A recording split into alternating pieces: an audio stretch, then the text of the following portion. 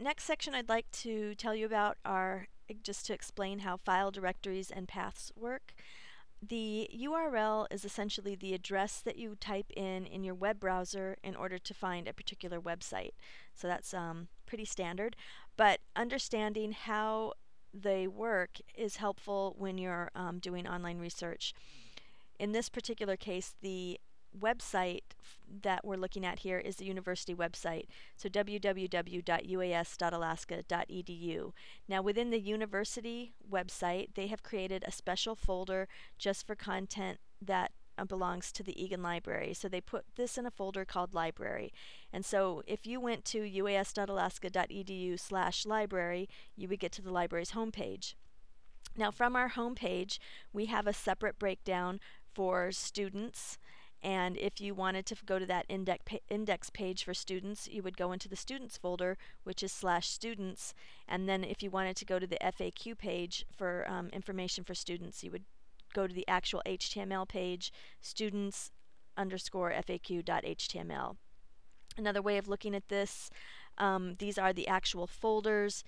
This is the students folder within the library subdirectory, and then if you go down, there's the student FAQ.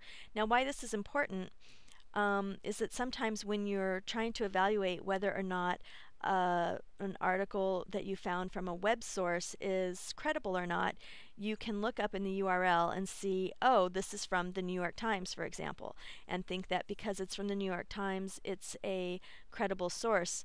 But you might see in some of these subdirectories blog or editorial or some other kind of term that tells you that actually the content that you're referring to is from a blog on the New York Times website or an editorial on the New York Times website, which are very much less credible sources to refer to.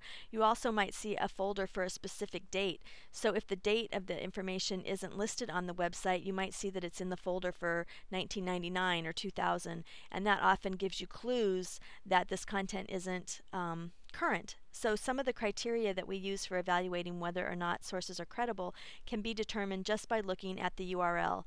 Also, if you wanted to get back to the home page of a particular website, all you would have to do is cut off anything past the initial .com or .org or .edu, and you would get back to the main starting off web page from that particular site. So that is just a little bit how that works. And a way that you would show me, for example, that you got to the student FAQ page was that you started at the library homepage, then you went to the students link, and from the student links you went to the student FAQ link. So often I want you to show me your strategy, your search strategy, and this will be in upcoming assignments. You would show me this way, that you started at Google, used the keywords study abroad programs, then you went to studyabroad.com. From there you found the link to artstudyboard.com, clicked on the link for design, then to the link for Australia, and you got to australearn.org. This shows me your path to find australearn.org. I should be able to follow your steps and come to the same website that you got to. And because I'm interested in the strategies that you take in doing your in finding your answers, when I ask you to put down your strategy, I want you to do it sort of in this shorthand, this kind of format. So anyway, this is the section on file directories and paths.